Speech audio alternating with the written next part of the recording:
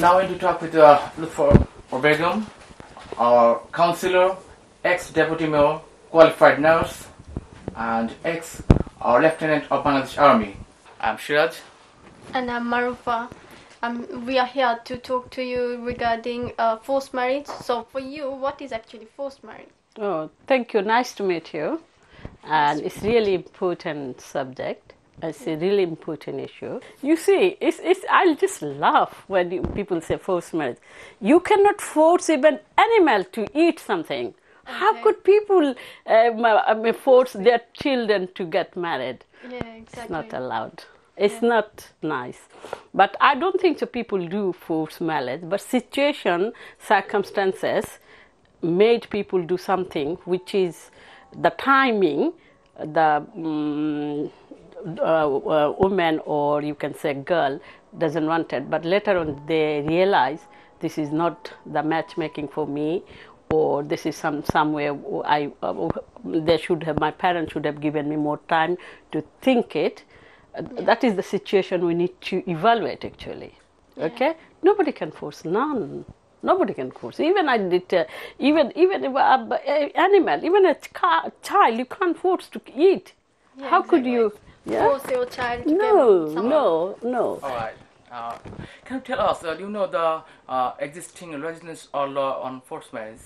Yeah, you cannot force. To get married. You cannot take away. In your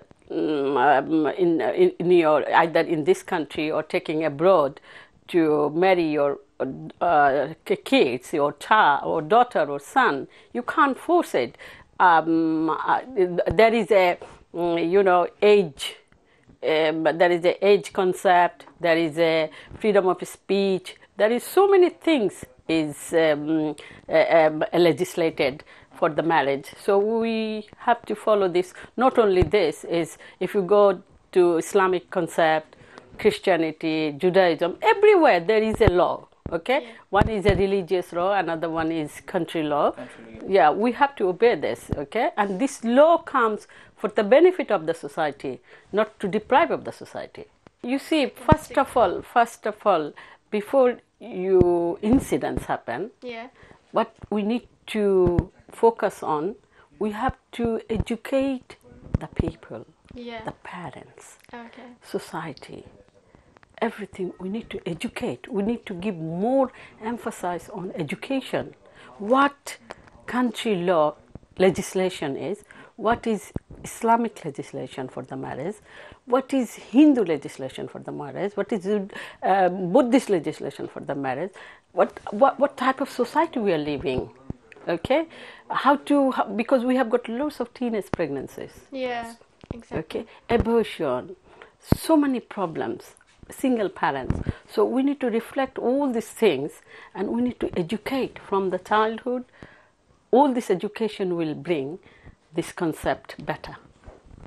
I don't think so. Nobody wants to, force their daughter or son to get married, because marriage is so dedicated part.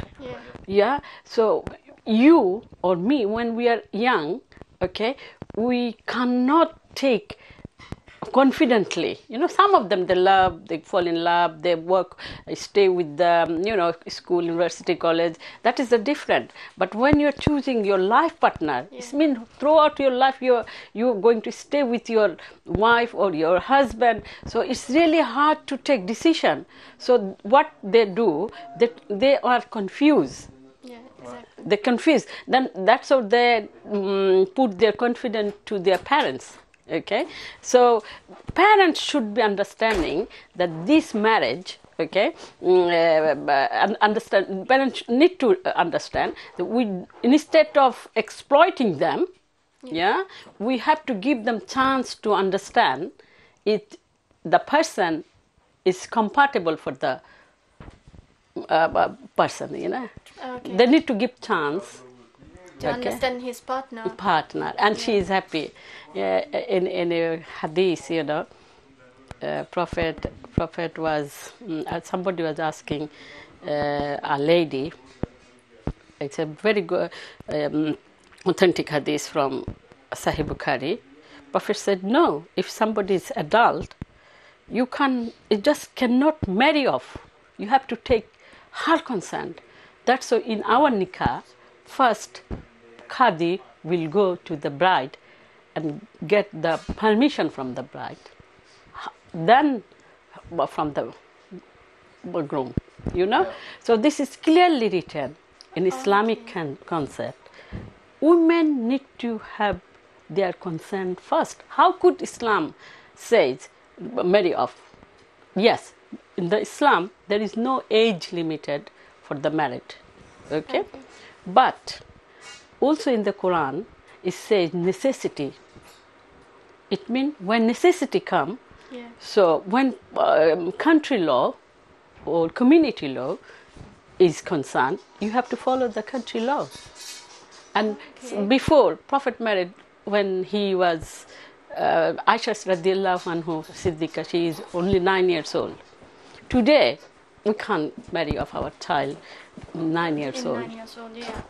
Because there is so many. Prophet married because of example. He married only person, Aisha radiallahu anhu. She was not married before. All of them, widow he married. Why did he marry? It's example. In Islam, there is no discrimination. You can't marry widow. You can't marry aged. Bibi Khadija, she was 40 years old and Prophet was 25 years old. So these are the example set up in Islam. Same as if you go to Hinduism, Christianity, everywhere. You will get examples, different examples. Lutfa Begum, we know that you was the ex-lieutenant of Bangladesh Army in medical section. You are qualified nurse in here during 20 years experience you have. Now we want to know could you tell us some negative effects on marriage between first blood relatives? Oh, first relative, that science said if you get married with the first cousin, you get lots of blood-borne disease. Same time you get Down syndrome. Okay, Down syndrome. You know Down syndrome? Oh, it's a medical language. It's a baby born with some they can't speak. Somebody not formatted their brain properly. Yeah. So this is abnormal baby. Abnormal baby. So they are disabled. Basically. Yeah. It's again I say. So Allah subhanahu wa ta'ala explained everything in the Quran and Prophet explained all these things. Now, today science is discovering now, but it has been discovered 1400 years ago. When Adam came, we used to have marriage brother and sisters. This generation is coming, and later on it was stopped. Even though set up,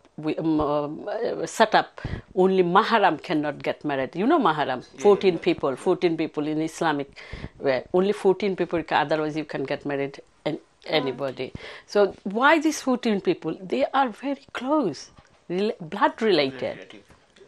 Okay? Now, if you go do some research on it, you will find that blood related, if they get married with the blood related, they have got lots of problems with the blood-borne thalassemia, Down syndrome, all these problems. So it's better, But one thing I see in this country, Pakistani community, particularly in Pakistani, Bangladeshi, Indian I see less. Yeah, exactly. But Pakistan and Bangladesh, they marry off their children with their first cousin. They wanted to bring here. You can help your cousin or nephew by different way. Not, where is the chances more for the problems. Chances is like blood disease, all this genetical problem. Yeah, it's better to, avoid this one. Yeah. Better. What's your advice for this two problem? To overcome this problem. To overcome from this problem. Okay, we have got lots of charities. Yes. They are helping, but same time, again, I would say is education. Okay? Educate the teenager, educate the parents. Education is most important to solve this problem. Either you legislate or something you have done. If they are not educated, the problem will not be, from the root problem you cannot minimize. Really? Yeah, exactly. So educate, publish some books, good books, proper Islamic concept, proper Hindu concept of the marriage, proper Buddhist concept of the marriage, because in this world we're not only Muslims living, there is lots of Sikh. They have got big problem. They can't get married without Sikh. Marriage is really big problem in the Sikh community. So these are the people need to properly educate with the simple language. Thank you so much for giving us time. It was really a pleasure to talk with you and get to know a lot more things. Thank you.